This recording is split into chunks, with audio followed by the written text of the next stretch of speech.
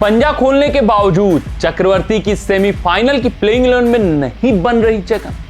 हाँ यार, आपने ठीक सुना और सही सुना। चर्चा इस वक्त पुरजोर हो रही है कि सेमीफाइनल मुकाबले में वरुण चक्रवर्ती भारतीय टीम की प्लेइंग 11 में बने रहेंगे या नहीं बने रहेंगे। क्योंकि बात करें हम चैंपियंस ट्रॉफी कैंपेन की, तो जब शुरुआती 2 मुकाबले समाप्त हुए वहां वरुण चक्रवर्ती भारतीय टीम की प्लेइंग 11 में नहीं थे।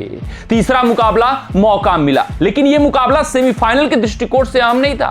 यहां पर जो रिजल्ट आता उससे यह फर्क नहीं पड़ता कि भारतीय टीम सेमीफाइनल में पहुंचेगी या नहीं पहुंचेगी। यानी कि वरुण चक्रवर्ती का इंक्लूजन जो था वो सिर्फ और सिर्फ क्या हर्षित राणा को रेस्ट देने के लिए था।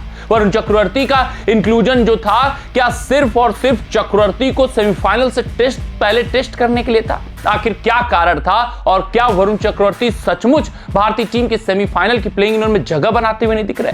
क्या हर्षित राणा की वापसी भारतीय टीम की सेमीफाइनल की प्लेइंग 11 में होने वाली? आखिर क्या कुछ माजरा है? भारतीय टीम की सेमीफाइनल की क्या कुछ प्लेइंग 11 होगी? सब कुछ अपने इस रिपोर्ट में हम विस्तार से आपको समझाएंगे, तफसील से आपको बताएंगे। सबसे पहले हम बात करते हैं दुबई पिच की। देखिए भैया, शुरुआती जो मुकाबले हुए वहां बाउंस था इस पिच में। पिच उतनी सूखी हुई नहीं थी। यूज टू मतलब जो पिचें यूज हो जाती हैं वो थोड़ा थोड़ा ड्राई होती चली जाती हैं। तो ऐसा ही कुछ दुबई का पिच के साथ इस वक्त हालात हो रहे हैं। पहला मुकाबला हुआ तो पिच ठीक ठाक थी, बहुत ड्राई नहीं थी। हाँ, दूसरे पारी में स्पिनरों ने अपना जौहर दिखाना शुरू कर दिया था। जब दूसरा मुकाबला हुआ पाकिस्तान के खिलाफ तो वहां पर भी पिच उतनी नहीं सूखी थी, लेकिन तीसरे मुकाबले में पिच काफी ड्राई हो गई थी। तो आपको बताते चले कि ऐसा कुछ नहीं था कि हर्षित राणा को रेस्ट देना था। गंभीर की यह बिल्कुल भी सोच नहीं थी कि हमें न्यूजीलैंड के खिलाफ अपना मजबूत प्लेइंग 11 नहीं खिलाना है, बल्कि खिलाड़ियों को मौका देना है। जो भारतीय टीम और कोच गंभीर की सोच थी वो सिर्फ और सिर्फ यही थी कि कीवियों को हराना है, हर हालत में हराना है, हर सूरत में हराना है, क्योंकि ये जो जीत है वो कॉन्फिडेंस बूस्टर का काम करेगी। ये जो जीत है वो बाकी विरोधी टीमों के हौसले पस्त करने का काम करेगी और अपने 11 लड़ाकों का जो उत्साह है उसको उठाने का काम करेगी। तो जो प्लेइंग 11 कीवियों के खिलाफ खेली वो भारतीय टीम की मजबूत प्लेइंग 11 थी, सर्वश्रेष्ठ प्लेइंग 11 थी। किसके तहत? पिच को देखते हुए, पिच को समझते हुए हॉर्सेस फॉर कोर्सेस सिलेक्शन था वरुण चक्रवर्ती का भारतीय टीम की प्लेइंग 11 में आना।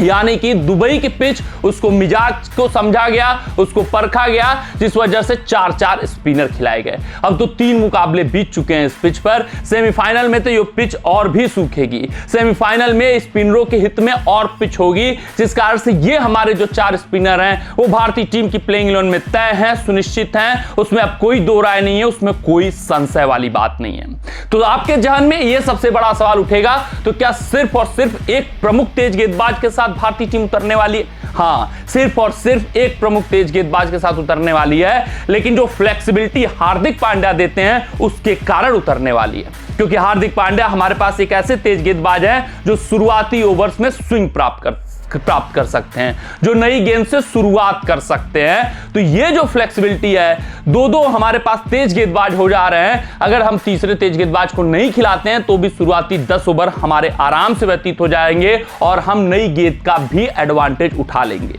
यानी हमें कोई उतना नुकसान नहीं उठाना पड़ रहा है। हम एक गेंदबाज की जगह एक स्पिन गेंदबाज को खिला रहे हैं, सिर्फ और सिर्फ किसके तहत? हॉर्सेस फॉर कोर्सेस सिलेक्शन के तहत। उससे भी बड़ी बात, और शुरुआती ओवर्स में जो नुकसान होना था कि सिर्फ और सिर्फ आप तेज गेंदबाज को खिला रहे हैं, लेकिन हार्दिक पांड्या जो उनकी काबिलियत है शुरुआती ओवर्स में गेंद को स्विंग कराने की, उसके कारण वो भी जो घाटा है वो न्यूट्रलाइज हो जा रहा है। वो बहुत ज्यादा घाटे वाली बात नहीं हो पा रही है, जिस कारण से ये अब तय हो चुका है कि वरुण चक्रवर्ती भारतीय टीम की प्लेइंग 11 में खेलेंगे ही खेलेंगे, कंगारुओं को पस्त करेंगे ही करेंगे। भारतीय टीम दुबई की पिच पर 1-2 नहीं बल्कि 4 स्पिनरों के साथ उतरेगी ही उतरेगी। यानी भारतीय टीम की प्लेइंग 11 में सेमीफाइनल मुकाबले के लिए कोई बदलाव नहीं होने वाला है। ओपन करते हुए शुभमन गिल, रोहित शर्मा दिखेंगे, 3 पे विराट, 4 पे श्रेयस अय्यर। अगर अक्षर पटेल की ऊपर जरूरत हुई तो अक्षर पटेल, राहुल, हार्दिक, फिर आए नीचे तो रविंद्र जडेजा, फिर उसके बाद अगर और नीचे आए तो कुलदीप यादव, वरुण चक्रवर्ती, मोहम्मद शमी या फिर हर्षित राणा। क्योंकि शमी को जो चोट लगी थी